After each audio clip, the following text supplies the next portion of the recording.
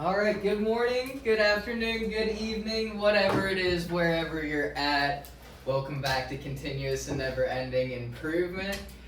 Like, comment, subscribe, all those good things for us. Last I checked, we're one away from 50, which means we're one away from being able to do these live and having that interaction with you all, and really looking forward to that, as well as looking forward to the conversation that we're going to have today, but joined always with Samantha White, Olivia White, and Mr. Jalen Phillips, and I'm Jake Shortfager. But with that, the conversation I was alluding to is money in the details.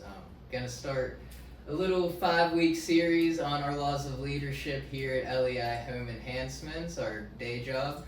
But with that, we're gonna start with money in the details, and I feel it's a good time, especially with, as I alluded to earlier, the Olympics going on, and some of these gold to silver medals being separated by hundredths and tenths of a point, if not seconds. But pass that ball to you guys. Yeah, money's in the details. That's something I always sort of wish I knew at a younger age.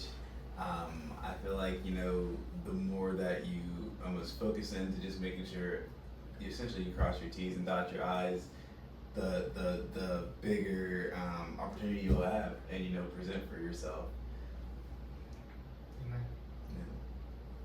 Ladies. This is a tough one for me. I try really good to be at it, or I try really hard to be good at it. That's the sentence I was going for, but yeah, I struggle with this one. I think I do like the principle, but when it comes down to the details, I drop the ball sometimes, and I personally have felt the pain of dropping the ball of the details, so yeah, something I'm still constantly working at getting better. Why do you feel like you struggle so much? I don't know. I get too focused. I think I talk too much in general. I spend a lot of my time talking and, building relationships too much rather than actually focusing on like paperwork and details. So maybe I need to stop chit-chatting. Balance. Yeah.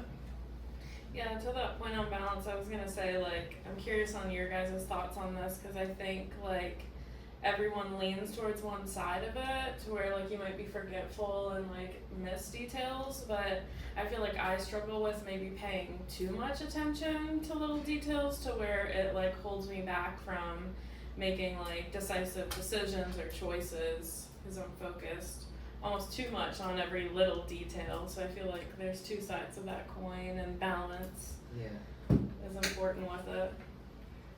It's nice that I have multiple people that you work with that are focused on one or the other. You're really detail oriented, and I would say I'm not so much. So I think it holds people accountable for one person to be okay, you're reading too much into the details, or for one to be you're not reading enough into the details. Mm-hmm. Yeah, absolutely. One thing I was thinking there too is really just in terms of knowing your strengths. I think that's important to what you're saying, because like you said, don't stop talking. That's one of your strengths. You have a bright personality. People like you. So yeah, by all means, we want to play to our strengths there. But I think being aware of those details where we are lacking is the big thing. I know one thing that's the huge thing for me is just being aware of it, so I can work on it. Remember, we're not perfect, and being aware of the people who maybe that is our weakness is their strength, and I think that's where building a team comes into play at. But actually, Whiskers, I'm curious to hear more of your time down in Latrobe. Yeah, great time. Where this kind of the inspiration sparked from. Yeah, no, excellent time. That's the one reason I want to talk about is because I've always, I try to strive to be, I don't want to say cut above, but cut above. I hear the stories, and it's a mindset essentially, and I strive to have that mindset, and why it was so almost just revolutionary to me. I don't know if that's even the word I'm looking for, but because obviously at the NFL level, that's a whole nother cut above. You know what I'm saying? And I had really just gotten into talking with my uncle, and he was just explaining a lot of the things that they were doing, why they do it, et cetera, et cetera. And a lot of it literally boiled down to just these cats are where they're at because of their, just extreme attention to detail. And essentially at this point in NFL, professional sports, and most of the time at the top of most industries, I want to say that's where you're going to see the shift. That's what's going to make you better than the next, or get more than the other, is that just really having that attention to detail. And then from that, my brain was just spinning because I'm like, well, that's, you know, how to build obviously a sustainable business, you know, because I go immediately to this is just being disciplined, you know what I'm saying? So I was just like, wow, you know, and it was cool to see it done at the top level. And then my brain immediately went to like, how can I personally implement this? You know what I'm saying? That's when I went to you and said, we need to do 5 laws of leadership, get that out, and we should talk about this. But yeah, that's the thing. I think that's also, I can't remember who mentioned it, but that's like the beauty of working with a team though. It's like we all have like different strengths, all have different weaknesses, and like that's why I feel it's important, because if we just focus on our own strengths, and then from there we just are, you know, very just intentional with growing, sense of where we're placed and growing with where we need to grow, all of us are going to come together and then do something that obviously only God knows what, but Yeah, I think like once you have the basics down in something in terms of growing a skill set, and with the like metaphor of professional sports, that's when it really matters. Like with the Olympics, I watched like the sprinter documentary on Netflix leading up to the actual Olympic Games, and the coach was saying like everyone here already knows how to run fast, so now it's just the little movements and the little things that will get them the extra milliseconds towards their PR. And it's crazy to correlate like football to like the Olympic Games. Like they're on a worldwide platform every 4 years versus think of all the like games and seasons, and it's like the inches matter so much, and they have a lot of things in between where they can showcase their skills, but like this is their big day, their big moment where it's like make it or break it. It's crazy to think about. and to think like having to wait literally 4 years if you break it, because like that's why I wanted to do it, because I thought it was sort of funny, because my uncle just made the point to say like, you know, one person messed up on the details, they always click the next one up, you're out, you know, and it's just like, it's funny because there's always people there, but like realistically that person's out, trains, has another shot literally next week or so, you know what I'm saying? And like, imagine in the Olympics blowing it, you know? Yeah, Brady Malone, man, one of our gymnasts. I mean, talk about. I was just watching the all-arounds this morning for the men, but I mean, the announcers are talking the whole time about they're fighting for tenths, they're fighting for hundredths of a point, and it's all in like just how straight your legs are, how together, like these little details, just that, you know, and it's literally the winners separated by like hundredths of a point, you know, and it could be just one little step on a landing or something like that they train years and years to do. And it's wild. That's one thing I jotted down here is just dream versus detail, because one thing I thought of while you guys are both talking was just it's easier to have that like big dream, like, you know, whether it be sticking the landing of the Olympics, you know, like a lot of kids or people go to bed having those dreams of those big moments, but it's harder to, I think, pinpoint the details that we need to work on to achieve those dreams and realize them. So yeah, I guess what's just maybe some tools y'all have used in your lives that have helped you kind of pinpoint details that you needed to work on that were kind of holding you back, that you weren't even aware were the thing holding you back for a while? Definitely people. I'd say for me, first and foremost, like just people, and then I'm just hearing almost similar opinions from different people that I spend a lot of time with, you know, and people don't just randomly come to opinions just to come to, you know what I'm saying, and like that's the biggest thing that I think I get it from, you know. Yeah, I agree. I think a lot of feedback, and sometimes it's hard, kind of like you were to the point of like hearing it from one person, but once you start hearing it from multiple people, then you realize like, okay, this is something I need to work on and fix. And sometimes feedback's hard to take, but it's like I said, once multiple people are saying it, you're like, okay, I need to work on this.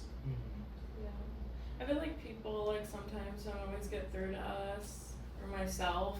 Like sometimes it's what we talk about, like change doesn't happen until the pain of staying the same like grows too large, and it's like that's kind of how you learn the hard way. Is like I'm getting the same results repetitively, like I must be doing something wrong, and then you start self-reflecting and you might notice, like I'm saying this differently, or I'm approaching this I need to take this approach in a different way, but I think. Oh, go ahead. Yeah, you're good. That's something that like I feel like people can really get put in a circle, because like I feel like for me, I'll speak like change for me. I'm like, all right, if I'm changing, I gotta do everything drastically. Like I gotta change everything, and what I mean by that is like mostly like my environment, and like I feel like that's an easy, almost correlation. I change my environment, I change.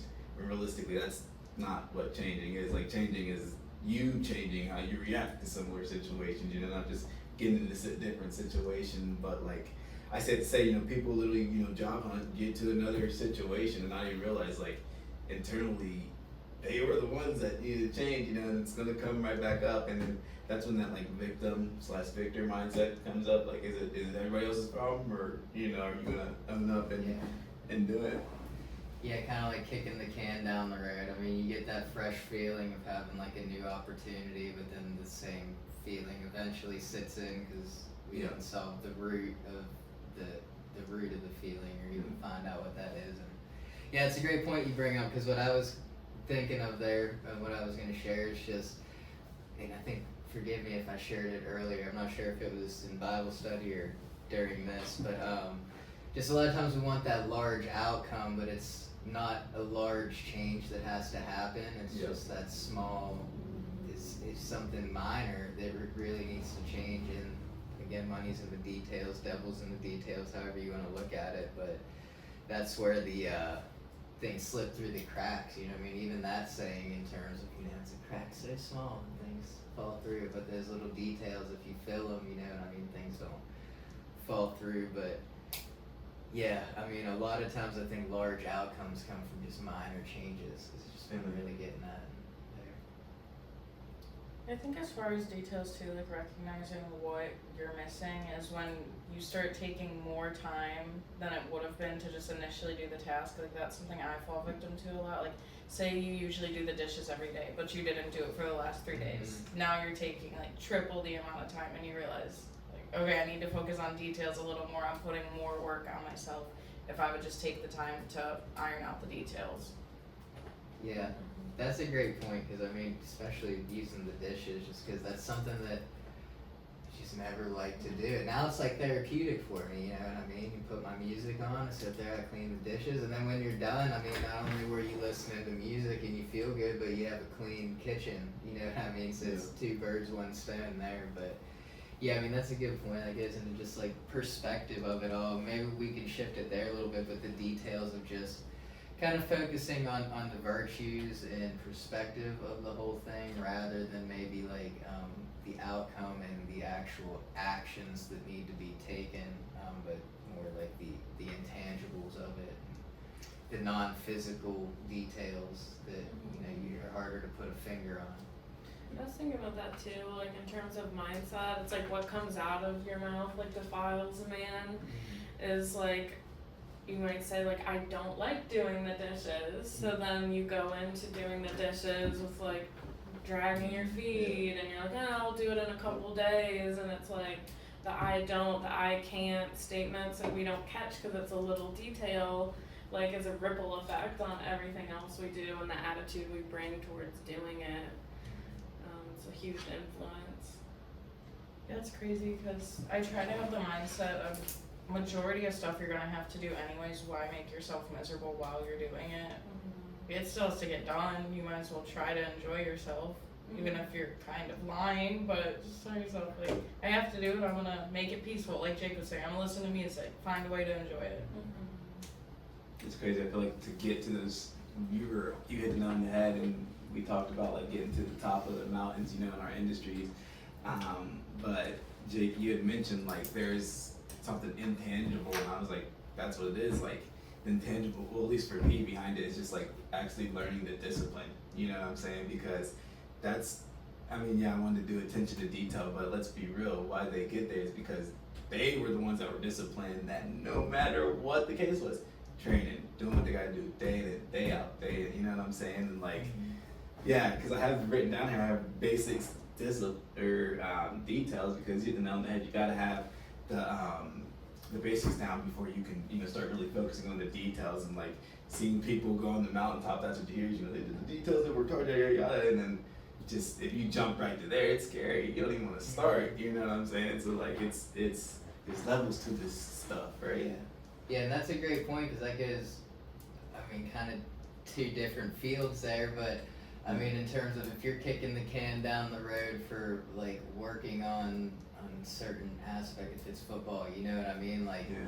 let's use Roman Wilson as a perfect example. I mean, he got hurt unfortunately the other day as a rookie coming in. He's gonna miss however much time, but every day as a rookie learning the offense and those little things at an NFL level stack up. So now those days are just like the dishes; they stack up on a stage you didn't do. So when you get back, you can't even make up for those times. You just got to pick back up and stack the days where you're at. You know what I mean? There's no making up for lost time at that point. It's just being disciplined from that point forward, and learning what you can from that time. I think almost making you, maybe that's a good point to kind of segue into this, but just being appreciative of the time that you have now for the time that was lost, you know what I mean, and making the most of it more there. But something I put is just having the perspective of, again, and this is a big one in recovery, but like I get to do things, not like I have to do things. Like for me, that's a big one because people could have wrote me off. Like just being here, like I get to come to work. You guys didn't fire me. You know what I mean? Like things in that way. But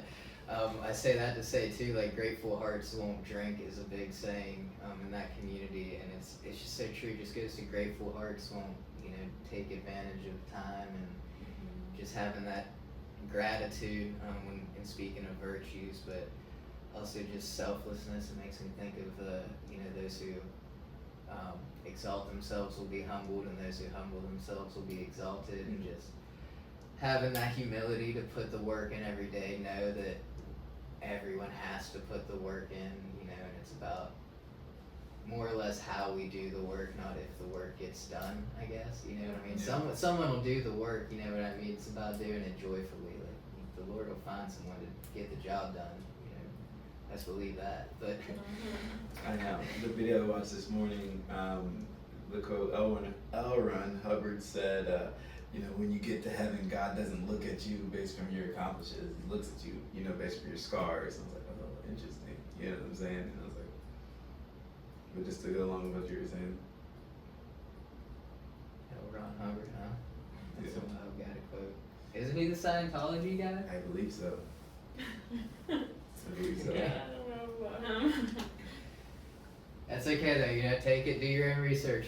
Please. Yeah, that's interesting. I want to look that up though, because I don't know too much about that, but that's an interesting quote. Because I mean, he does not so much judging you from your scars, but I mean reactions to hard times, and making sure that we carry ourselves with the courage of the Lord, and not thinking there's something I need to do. The battle's already won. All I need to do is fight it with confidence. You know what I mean? And I'll see a victory. But yeah. Yeah. Here to remind you. But Here to remind you is the video I watched. So I just wanted to state that because I just want to make sure it goes. it's good journalism. He says something that I don't know he said, You're just making this all up. Allegedly. Let me just It's set good stage. journalism. But yeah, what else do y'all think about, like any specific virtues or things that you're working on there? Patience, courage, resilience. I think I've learned a lot of patience over the past year, but I think I needed it, and I say that all the time. Like, you get humbled when you need to be humbled. I think I was taking a lot of things for granted because I did start young and did kind of pop off when I first started, and then like when it slowed down, I wasn't being grateful for the opportunity I had. So I've learned a lot of patience. Not to say I'm the most patient person, but definitely a lot more than when I started. And I'd like to continue working on it because we talk about it a lot. But even if I had everything I wanted today, I would have no clue what to do with it. So I have to kind of wait it out and build to be the person that can take care of the things. Yeah, that's a great point. Being patient to just being ready to value the blessing properly, I think is a good point. Yeah, I think like that made me think of the word like steadfast. I feel like having like a lot of resilience in terms of being like steadfast in something you feel called to do, even if it doesn't look the way you thought it would look, takes a lot of courage.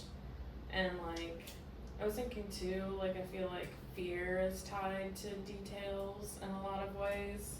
Because it's like the little things that people trip up on in terms of like starting an idea they're excited about or doing something new. It's never like the big things that could happen from having the courage to do it.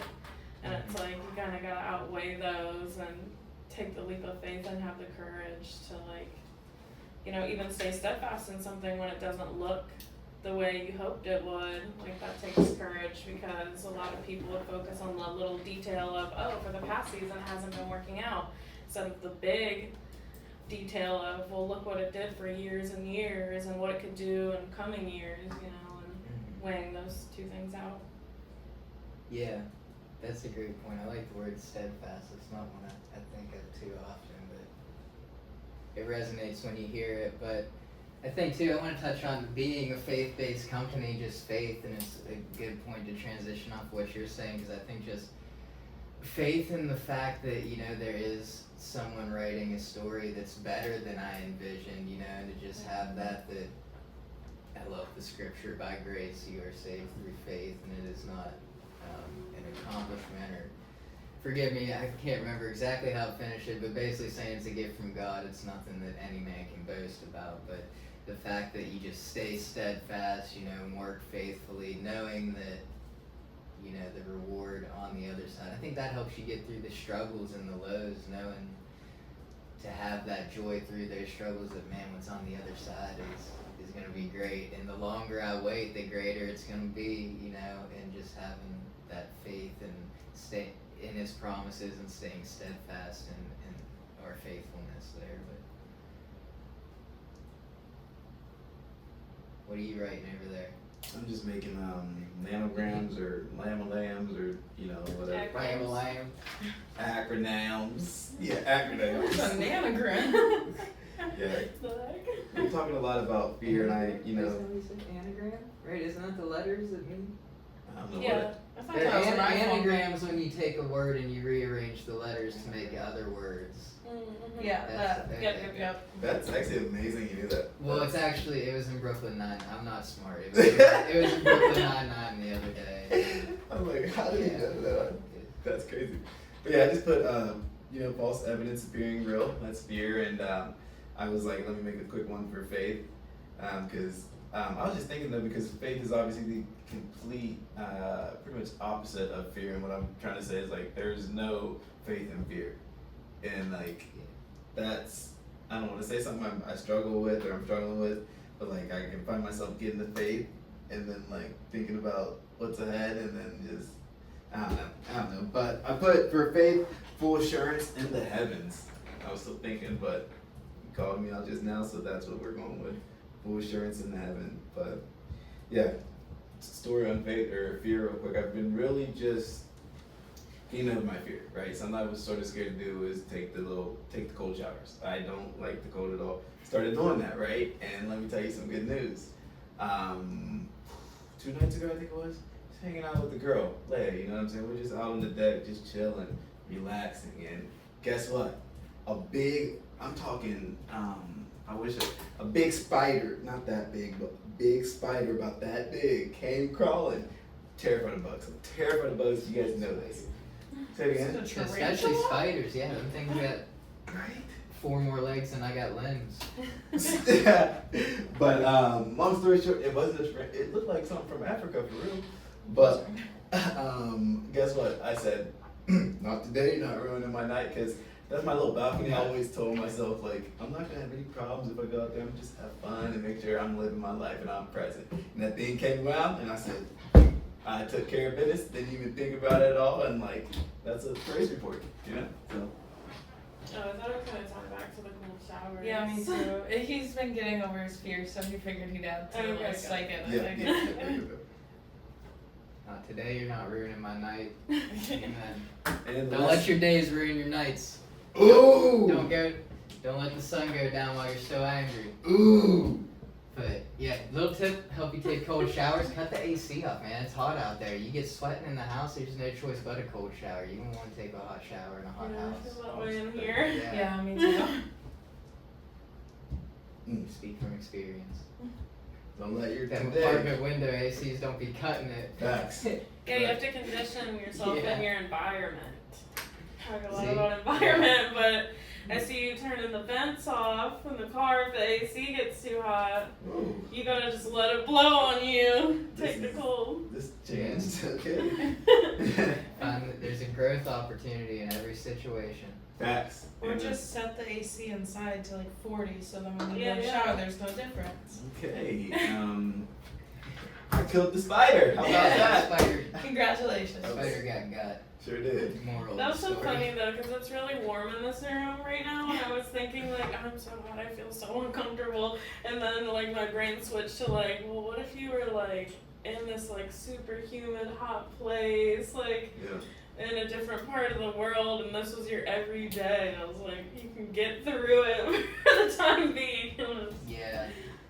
I mean, what's the, forgive me, but what's the village that we work with? Oh, in Honduras. Yeah.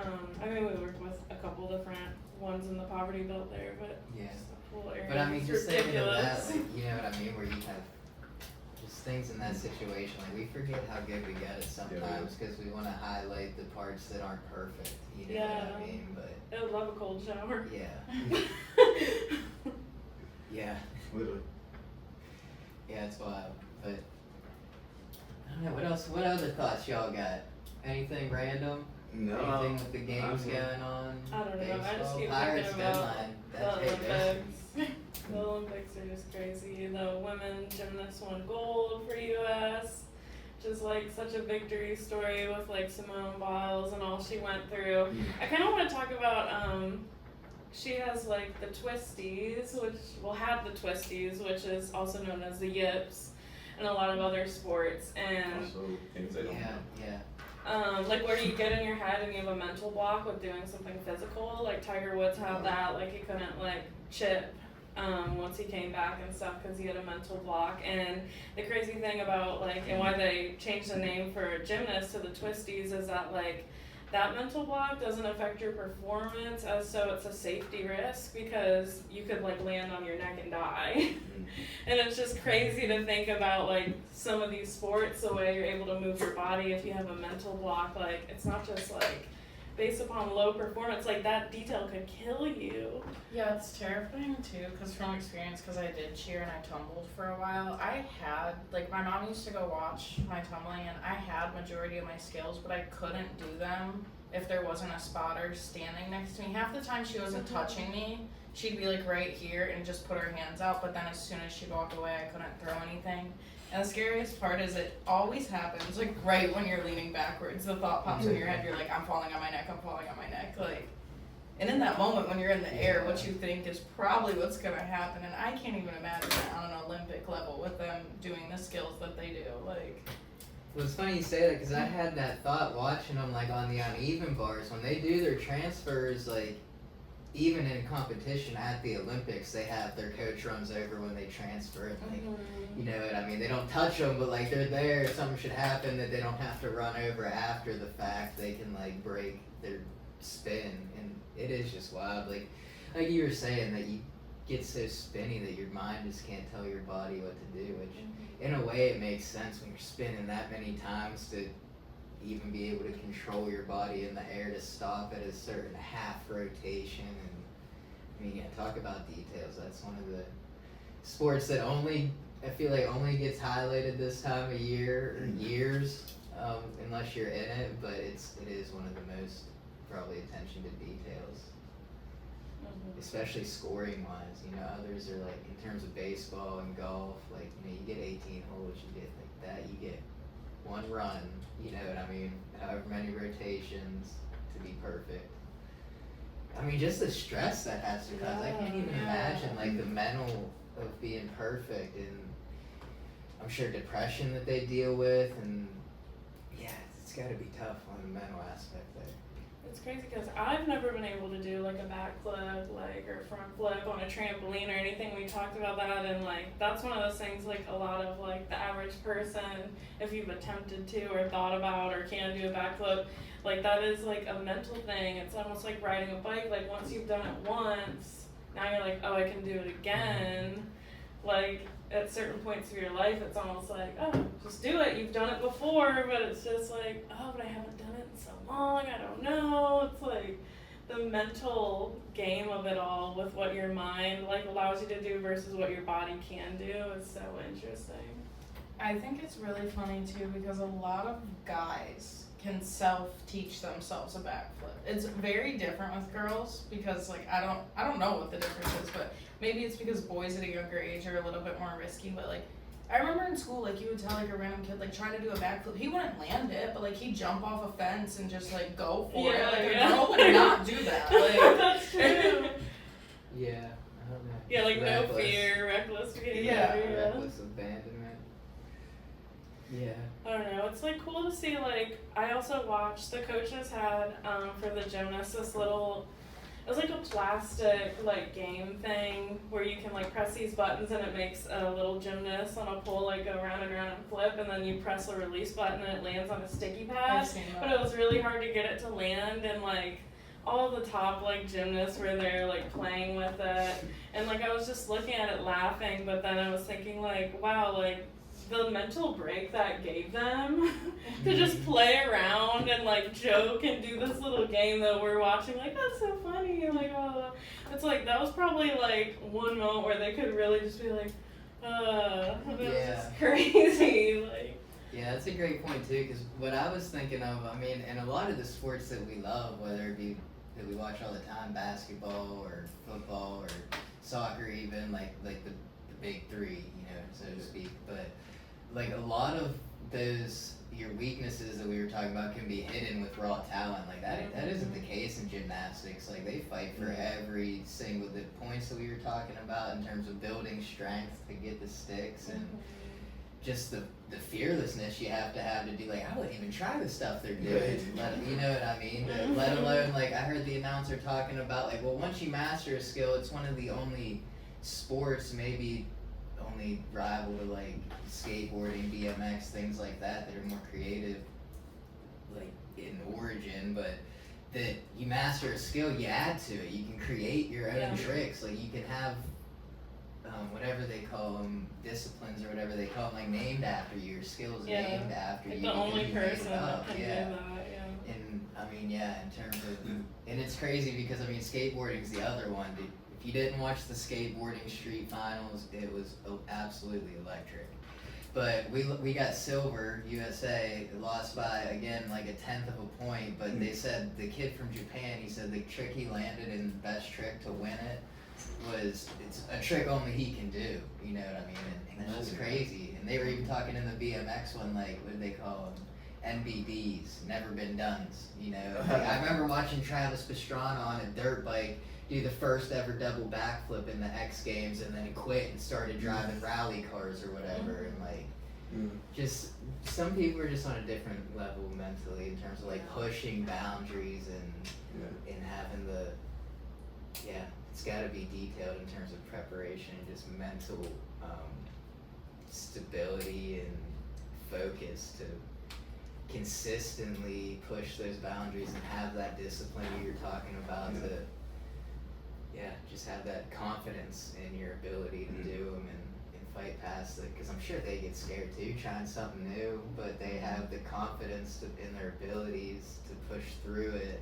and then the fear I'm sure doesn't go away, but that confidence builds bigger than the fear.